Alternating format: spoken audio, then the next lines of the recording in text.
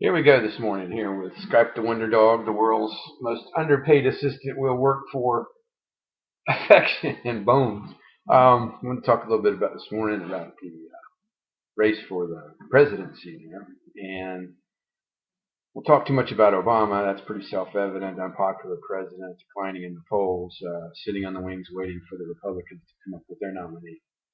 But if we look at the slate of candidates for the Republicans, on the bottom we have Huntsman, Santorum, Gingrich, all non-factors, and at this point, also Bachmann, who's this past week his campaign has imploded, as well as Rick Perry's. Yesterday, Bachmann accused Perry of trying to sabotage her campaign by getting her to drop out.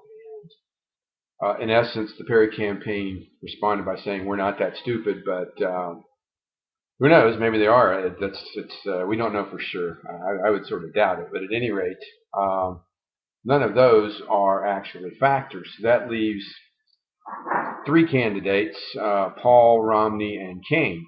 If we look at Cain, if you remember 2 weeks ago, he made the statement that we should put up an electric fence along the border to kill the immigrants so that that wouldn't be an immigrant problem, and then he had to backtrack on that. He also said that Tiger Woods should be run for president in 2016, sort of giving the impression you wonder where his sense of humor is there, and to make fun of those that are unfortunate. This past week, his campaign manager did a campaign ad smoking a cigarette and sort of saying, well, we're independent and we can make our own decisions, like smoke cigarettes and be stupid. So that kind of it was another sort of strange, bizarre act. Why would you do that? And then yesterday, apparently, Cain came out and said he was against abortion in all cases, and then had later backtracked that and said, well, we'll look in terms of rape and incest and so forth. Maybe we shouldn't do that. And so his campaign manager then came out and made the bizarre statement that, well, we're learning what we're learning as we go. And so that's clearly obvious. They're obviously learning how to campaign as they go. So perhaps it'll only be a matter of time before the Cain campaign, or it's currently in the process of self-destructing as well. Romney, on the other hand, appears to be sitting on the sidelines and saying, I don't want to play today. I don't want to make a statement. He's still trying to get over the Mormon church issues, whether the Mormons believe in Jesus or whether the Mormons are a cult or not.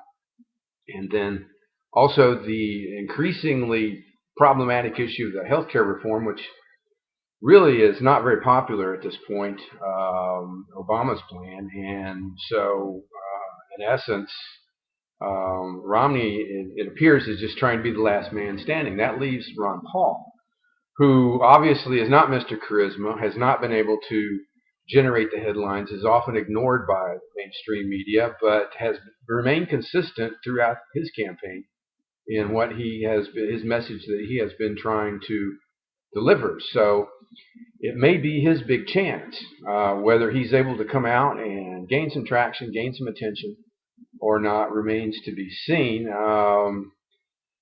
But it does appear that this could be his big chance, and particularly if Cain continues doing his kind of goofy ways, and Romney decides not to play ball. He'd rather sit on the sidelines. Then perhaps it is Paul's big chance. We will see in the coming weeks. Now, I'm going to make a prediction here, and that involves Europe. As we know, the past month or so, Europe has been negotiating to try to save the euro and their financial systems, and apparently came to some agreement over the past few days, which, upon closer inspection, showing that maybe the agreement that they have just simply won't work. It's not enough. It's not sufficient, and there appears to be some very strong division within Europe. And currently, the Central Union Bank is trying to get ahead in China, trying to get some money from there. If this situation deteriorates, it could, in fact, greatly help Ron Paul, because the American people, in my view, were pretty upset with bailing out Wall Street and bailing out the big banks. And if we, in turn, then go back to try to bail out Europe, then that's going to be even less unpopular. And the one candidate that would stand out against that would be Ron Paul, because right now the difference between, say, Romney and Obama, they both support big banks. They both support Wall Street, and there's not that much difference. So Paul would be a real alternative to that view. We will see. I do want to thank all of you all for sending your interesting comments, particularly you Paul supporters. I sympathize with you. I'm still not convinced that the party itself will stand behind him. I think the powers that be, the Republicans, are like a club, like the country club. But we will see. It might be Paul's big chance. So stay tuned, and thanks for your interest, and thanks for all your messages and your fine comments.